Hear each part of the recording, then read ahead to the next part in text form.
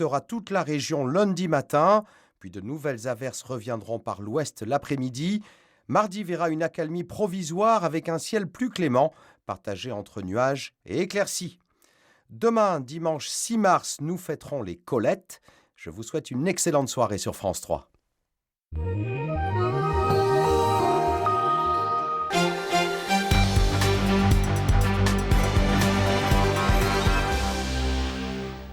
Mesdames, Messieurs, bonsoir. Bienvenue dans le 19-20 en Aquitaine. Au sommaire, ce soir, le rassemblement en mémoire d'Alexis Moulinier à Bordeaux. Cet étudiant girondin de 19 ans assassiné pour le vol de son téléphone portable il y a tout juste 2 ans. Un collectif en son nom a été créé. Il dénonce et veut lutter contre la violence gratuite. Reportage dans ce journal. La réouverture d'un cinéma de campagne à Labouheyre dans les Landes, un événement très attendu par la population locale. Le cinéma trop désuet avait dû fermer il y a 3 ans. Il est maintenant doté des dernières technologies et va permettre de projeter les dernières sorties nationales. Nous verrons que c'est un événement dans le monde culturel landais. En football, les Girondins doivent se ressaisir face à Ajaccio ce soir après de très mauvais résultats ces derniers temps et une défense très faible. Nous entendrons le nouveau gardien bordelais, remplaçant de Carasso, le tout jeune Paul Bernardoni qui a une grosse pression sur les épaules. Et puis le magazine du Pays Basque nous fera découvrir la formation de marins dispensée au lycée maritime de Cibourg qui fête ses 20 ans cette année. L'établissement forme les futurs pêcheurs et les futurs pilotes de navires marchands. Nous verrons que les débouchés sont nombreux dans un monde maritime en pleine expansion. Alexis Moulinier avait 19 ans quand il a été tué. C'était il y a 2 ans, tout juste le 5 mars 2014, tué de plusieurs coups de couteau devant chez lui à Talence pour le vol de son téléphone portable. Une violence gratuite dénoncée aujourd'hui par un collectif créé en son nom, au nom du jeune homme. Un rassemblement était organisé en sa mémoire cet après-midi à Bordeaux. Yannick de Solmignac, Pascal Écuyer. Un mur pour dire non à la violence, pour exprimer la peine et le soutien à la famille d'Alexis Moulinier. Plus d'une centaine de personnes participaient cet après-midi au rassemblement mensuel organisé à la mémoire du jeune étudiant de 19 ans tué par ses agresseurs pour lui voler son portable. Contre la violence, mais en général, c'est Alexis, mais c'est pour pas que ça recommence.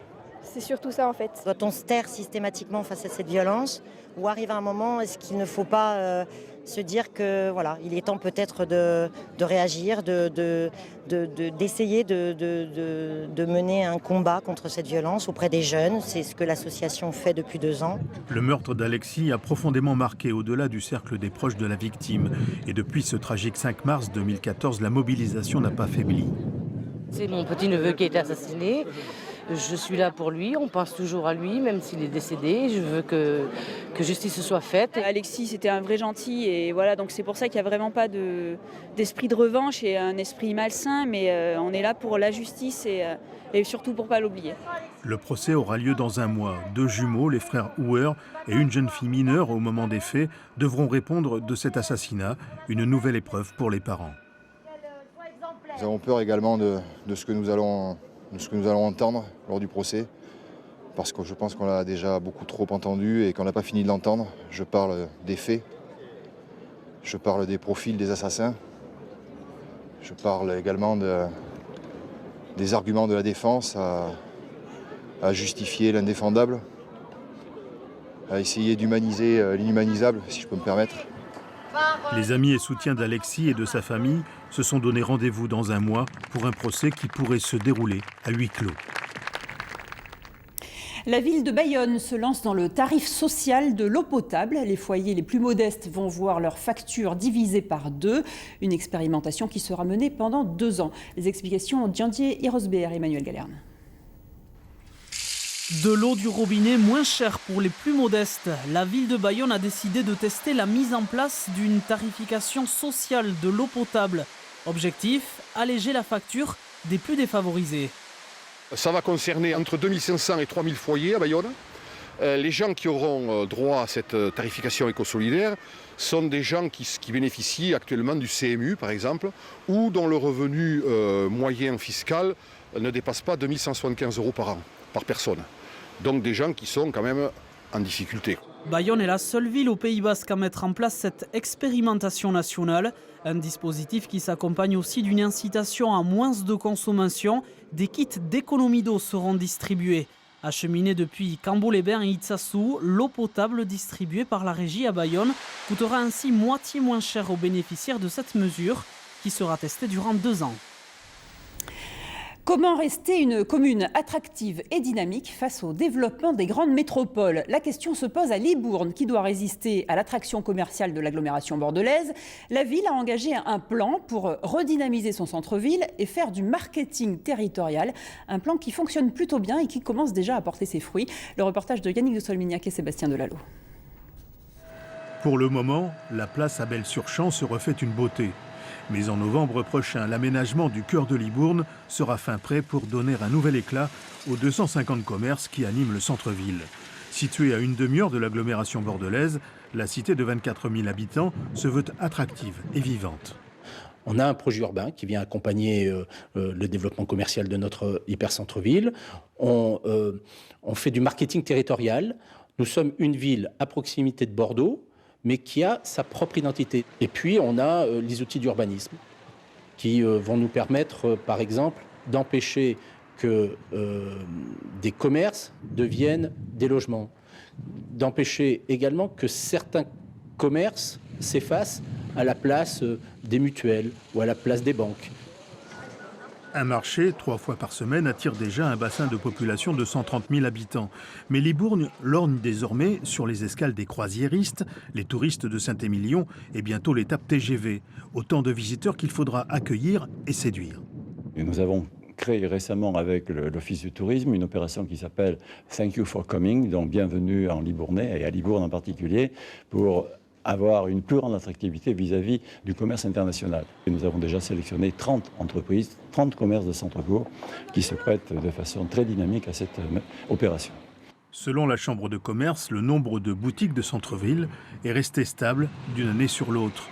Il se dit même que depuis quelque temps, des Bordelais feraient leurs emplettes sous les arcades de la Bastide. Une nouvelle salle de cinéma a ouvert aujourd'hui à La Bouère, toute petite commune de la Haute-Lande. Un événement assez rare en campagne pour être souligné. L'ancien cinéma avait dû fermer il y a 3 ans, trop vieux. Les propriétaires ont fait le pari de le moderniser pour attirer une clientèle plus large et plus jeune. Une initiative soutenue par les collectivités locales. Ludivine Tachon, Jean-Yves Potra. Il a été rebaptisé le Félix, en hommage à Félix Arnaudin, l'homme d'image qui a immortalisé la Haute-Lande au début du siècle dernier. Mais pas question pour La Bouère et ses 2600 habitants de vivre dans le passé. Après 3 ans d'attente, la commune a enfin retrouvé son cinéma. C'est fabuleux.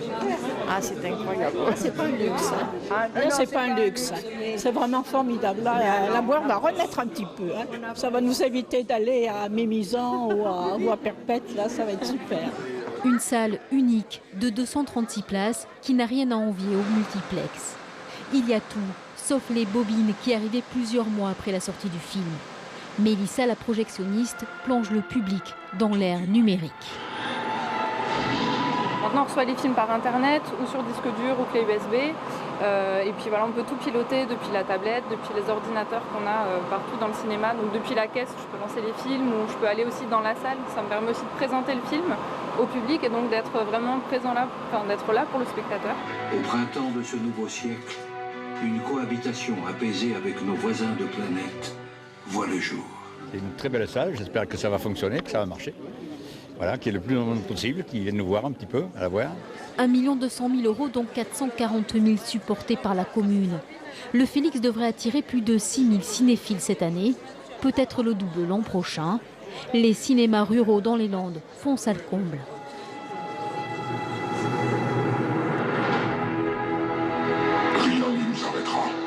On ne veut pas être concurrent avec les grandes villes, mais si on veut que les gens viennent au cinéma chez nous, en milieu rural, il nous faut du son Dolby, il faut de la 3D, il faut toutes les nouvelles technologies qui sont dans les grandes villes, il faut qu'on les ait aussi chez nous. C'est le cas. Un équipement auquel s'ajoute une politique de prix attractive, de 3 à 6 € la séance, pour 6 films à l'affiche chaque semaine. On passe au sport avec le rugby d'abord, avec la 21e journée du championnat de Pro D2. Bonne opération pour Biarritz qui signe une 3e victoire d'affilée. Match nul pour Dax et pour Mont-de-Marsan. Bernard Tavitian. Pluie diluvienne et vent violent, le stade Aguilera en mode hiver. Le BO reçoit Tarbes. Et malgré des conditions difficiles, le demi de mêlée Maxime Lucu inscrit le premier essai de la rencontre. Un Lucu des grands soirs qui double la mise à la 34e minute. Des Biarros qui tiennent même le bonus offensif jusqu'à la 67e minute. Ils subissent alors un groupé pénétrant des Tarbés. Score final 20-10. Colomiers cherche une place pour les playoffs et joue donc un match capital en recevant Mont-de-Marsan. Une rencontre crispée dans laquelle les actions ne se concrétisent pas. Chaque camp s'en remet à la précision des buteurs.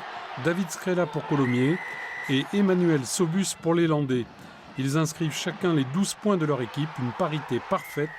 Et des Montois souriants, ils ramènent les 2 points du match nul. On appelle ça un carton. L'arrière de Dax, Martin Pratt, subit la foudre de l'ailier albigeois Rocco Duru. Les 2 joueurs sortent sur civière au bout d'un quart d'heure. Les Landais sur leur pelouse jouent gros face à Albi. Dans cette rencontre également, les buteurs inscrivent tous les points. Score final 12-12. Mais l'information de cette soirée, c'est que Dax n'est plus relégable. Remontant à la 14e place, l'autre club landais Mont-de-Marsan est 9e, Biarritz 12e. Et notez que Bayonne, 2e, joue demain à Aurillac, 4e de la Pro D2. Et puis en top 14, 17e journée ce week-end, l'UBB joue en ce moment même contre Oyonnax et mène 24-7. Pau affronte le Stade français et perd pour l'instant 6-9. Enfin, Agen est également mené face au Racing 17-7. Tous les matchs ont commencé à 18h30.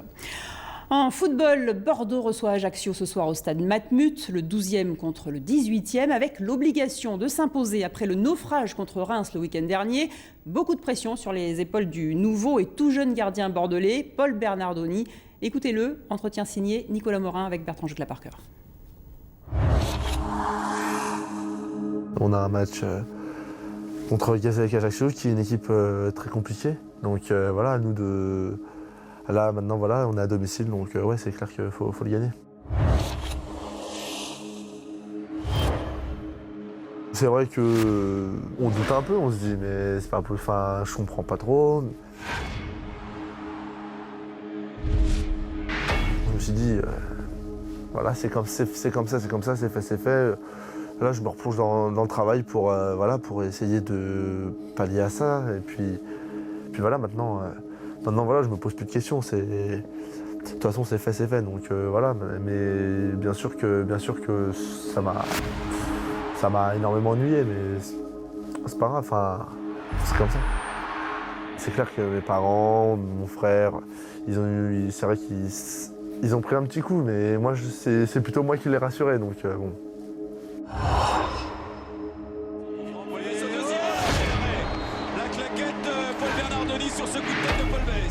Certes, on joue pour l'équipe, mais on joue aussi pour soi. Quand on est gardien, on est toujours à la recherche du premier gros arrêt. Donc des fois, il me prend du temps à venir. Donc c'est clair que oui, ça a fait du bien. Mais maintenant, voilà, faut rééditer le plus rapidement possible, quoi. C'est un peu une forteresse, quoi. C'est vraiment, c'est énorme. Après, voilà, faut pas que je me mette de pression, faut pas que je me prenne la tête à dire voilà, c'est faire mon histoire ici et puis continuer, voilà, progresser. Voilà, quand Cédric reviendra, essayer de progresser auprès de Cédric le plus possible parce que je pense qu'il va énormément m'apporter. Donc voilà, puis c'est vrai qu'il y a une grande histoire au niveau des gardiens, donc bien sûr, j'espère que j'en ferai partie, bien sûr. Et coup d'envoi à 20h au stade Matmut Atlantique pour Bordeaux-Ajaccio. Un mot des championnats du monde de cyclisme sur piste à Londres. Thomas Bouda recule à la 8e place du classement général de l'Omnium ce soir après des résultats médiocres dans l'épreuve du kilomètre et dans celle du Tour lancé. Il lui reste la course au point ce soir pour se rattraper, ultime discipline de l'Omnium. Sa compétition avait pourtant bien commencé hier puisqu'il a terminé premier du scratch comme on le voit sur ces images. Une grande brocante s'est installée au parc des expositions de Bordeaux-Lac ce week-end. Ce sont les puces bordelaises, le rendez-vous annuel des chineurs. Vous allez voir que l'art déco, le vintage et le mobilier industriel sont les tendances qui marchent le mieux en ce moment. Le reportage de Jean-Pierre Stahl et Thierry Julien. Les puces bordelaises connaissent un nouvel engouement à Bordeaux-Lac, un peu comme ces lampes en verre art déco. Alex Roger, antiquaire à Montauban, est fier de proposer ici ses trouvailles dénichées dans de vieux palaces parisiens, comme cette paire de fauteuils du Lutetia. C'est vrai que l'art déco a été très oublié, ça fait 20 ans. Et depuis 3-4 ans, c'est revenu très à la mode. J'ai eu une paire de lampadaires qui était le modèle qui a été fait pour l'hôtel Le Crillon dans les années 40. Le vintage, l'industriel, c'est l'autre grande tendance, avec ses suspensions, lampes articulées et chaises métalliques pour loft et café-restaurant. C'est un luminaire qu'on peut mettre à toutes les sauces, en applique, en 4 bras, pour éclairer aussi bien dans un salon que sur un mur, en direct et en indirect. Ça a un charme, le charme du vécu, et puis j'aime beaucoup le côté industriel, le côté métal. Dans le monde de la brocante et des antiquités, il y a des modes qui passent et d'autres qui reviennent. Mais les belles commodes 18e suscitent toujours de l'intérêt. Il y a un très beau travail de marqueterie sur le plateau. Voilà, des bronzes d'origine. C'est un meuble qui a des proportions très intéressantes. Bon, c'est un meuble fonctionnel, mais visuellement qui est très beau. 5 500 €. Vous voyez, ça reste abordable. De beaux meubles, mais aussi des tableaux, pièces uniques de peintres du début du XXe. C'est un village basque espagnol, c'est un très grand format. Chez Floutier, on trouve très peu de très grands formats. On est aux alentours de 14 ou 15 000 €. Voilà. Et pour les nostalgiques, il y a encore les vieux jouets et poupées anciennes qui font toujours rêver. Le magazine du Pays Basque de ce samedi, nous nous intéressons ce soir à l'école de la mer à Cibourg. Le lycée maritime forme des marins depuis 20 ans avec des techniques très modernes pour des débouchés nombreux dans le monde de la pêche et dans celui de la marine marchande. C'est un magazine d'Emmanuel Kerr avec Emmanuel Galerne.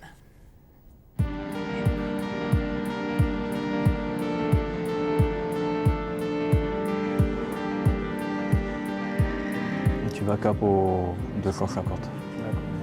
Tempête, brume ou beau temps, la météo est virtuelle, mais l'exercice, lui, est au plus près du réel, pour ces élèves de terminale du lycée maritime de Cibourg.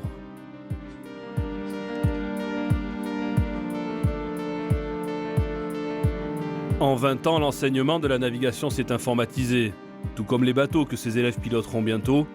Plus de grandes barres rondes en bois, mais des souris, des joysticks, des cartes satellites, les mêmes que celles des pros. On va de Calais à Douvres, là. On peut le voir sur la Lec 10. Là, ici, on est ici en position. Là, on voit notre cap pour aller à... Là, je suis au cap 301 pour rejoindre le port à Douvres. Ici, on a le radar. Puis après, on voit avec le radar les échos qui sont autour et on les pointe. Et après, on sait à quelle distance ils sont, leur cap et compagnie. Enfin, tout ce qui est fait pour ne pas faire des collisions en mer, quoi. Pendant le cours, le professeur teste la réactivité des étudiants. Je crée un événement pas prévu, je vais leur mettre un navire qui va couper leur route. Je lui donne une vitesse, un cap, et voilà, j'aurais mis un nouveau navire. À la barre, ces jeunes, eux, pensent à leur avenir. Le commerce pour Kevin, la pêche pour Gaël. Je me tarde vite après le lycée, là je vais travailler, j'en peux plus. Pourquoi? Ouais, je suis mieux au travail. J'ai déjà quelques propositions à Hendaye et à Saint-Jean à la fin de l'année, c'est-à-dire dès que j'ai terminé, début juillet, j'ai une proposition de rendement. Le lycée forme aussi des matelots niveau CAP, assure de la formation continue pour des marins déjà en activité. Le monde maritime est en pleine expansion, les marchandises traversent le monde en containers, les croisières touristiques se portent à merveille, les possibilités d'embauche sont bien réelles et internationales. Lorsqu'on sort breveté comme électromécanicien, donc c'est sur n'importe quel type de bateau, que ce soit à la pêche, au commerce, ça il n'y a aucun souci, même dans la marine nationale, puisqu'il y en a qui rejoignent la marine nationale. Et autrement, on a un bac pro conduite et gestion d'une entreprise maritime, donc soit à la pêche, soit au commerce. On est sur des normes qui sont exigées par l'OMI, l'Organisation maritime internationale, donc un marin formé à Cibourg a les mêmes brevets qu'un marin formé à Singapour ou en Malaisie ou aux États-Unis.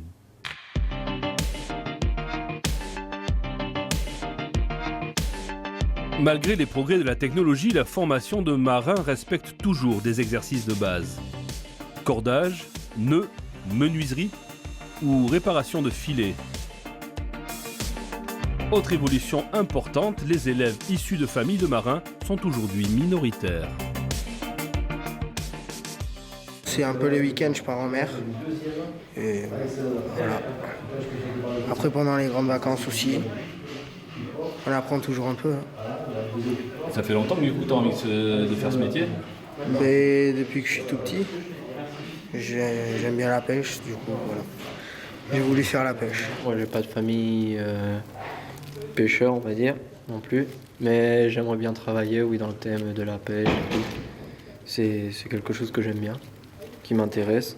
C'est l'adrénaline, de voir qu'on pêche des poissons qui font plusieurs kilos, 100, 200, 300 kilos, comme les thons.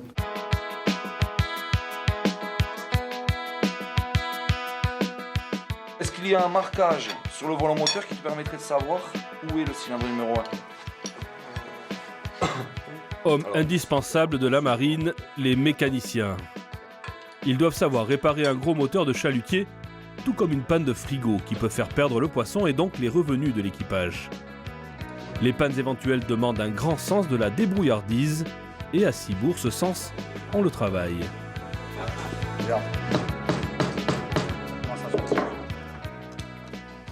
L'heure de pleine mer est à quelle heure, s'il te plaît, Margot? Est à 18h. De même, savoir calculer à la main les courants, les marées montantes ou descendantes, comprendre l'influence de la Lune sur la mer, tout ceci est au programme. Si l'électronique et les ordinateurs seront bien à bord, on apprend aussi à s'en passer au cas où. Voilà. Si dans les bateaux, vous êtes au grand large et puis que vous avez ce qu'on appelle un blackout à bord, ça veut dire qu'on n'a plus d'électricité, on n'a plus rien. On fait comment pour se positionner? Donc au moins on leur apprendre, aux élèves, leur apprendre ce que c'est qu'une carte, savoir sortir une carte, savoir se servir d'une règle crasse, savoir se servir d'un compas, avoir ce qu'on appelle un petit peu, je dirais moi, le sens marin. C'est la secrétaire du bord. Purger les bouteilles d'air sur le circuit d'air de compression. Le départ virtuel approche. Tout le bateau est vérifié avant de prendre la mer dans cette salle de classe. La passerelle et les mécanos s'activent. On diffuse même le son des moteurs pour plus de réalisme. C'est parce que la viscosité du carburant est trop élevée, du coup il faut mettre de la vapeur pour la faire chuter. Pour la réchauffer et ça va faire baisser la viscosité. Faut que je mette le réchauffage en route? Les élèves apprennent ainsi à résoudre toutes les pannes possibles. Ici, ce sont des écrans. En mer, ce seront de vrais tuyaux. Ce système représente les panneaux électriques que vont retrouver exactement sur le bateau. Donc la configuration, c'est un chalutier de 60 mètres. Donc le mécanicien doit être capable, sur les pannes les plus courantes, de pouvoir intervenir de façon à ce que le bateau puisse continuer sa mission. Pascal Gonzalez est un ancien élève du lycée de Cibourg. Il a travaillé sur plusieurs bateaux, puis il y a 9 ans, a réussi à acheter son propre navire de pêche. Il pratique la bolinche et la pêche au thon à la canne. Chaque année, il reçoit à bord des stagiaires envoyés par le lycée. Pour lui, c'est aussi l'avenir du port de Saint-Jean-de-Luz qui se joue avec la formation. J'ai plus que des jeunes maintenant à bord, qui sortent du lycée. Ils aiment bien venir à moi, discuter, et tiens, et pourquoi comme ça, et poser plein de petites questions. On s'y accroche, on veut montrer ça, pour qu'il y ait moins de navires qui partent soit à la casse, qui soient vendus ailleurs, que ces navires-là puissent rester ici. Et voilà, ces petits jeunes, qu'on puisse plus leur montrer, et qui s'y accrochent et qu'on ait une suite. Des salaires plutôt bons, mais des conditions de travail souvent dures. Le métier de marin peine aujourd'hui à attirer les jeunes. Le lycée de Cibourg veut aussi, par sa formation, moderniser l'image du monde maritime. Et c'est ainsi que se referme ce journal. À suivre un point météo, puis l'édition nationale du 19-20. Merci de votre fidélité. Passez une excellente soirée. Retrouvez toute votre actualité régionale sur l'application France 3 Régions.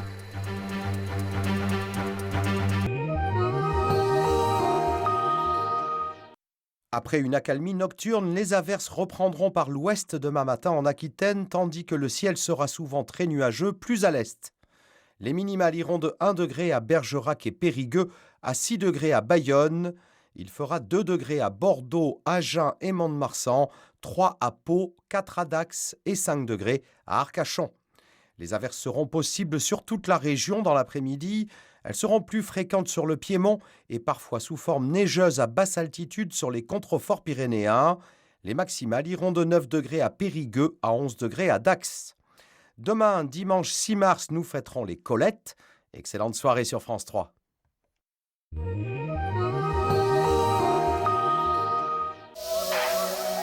expulsé du magma.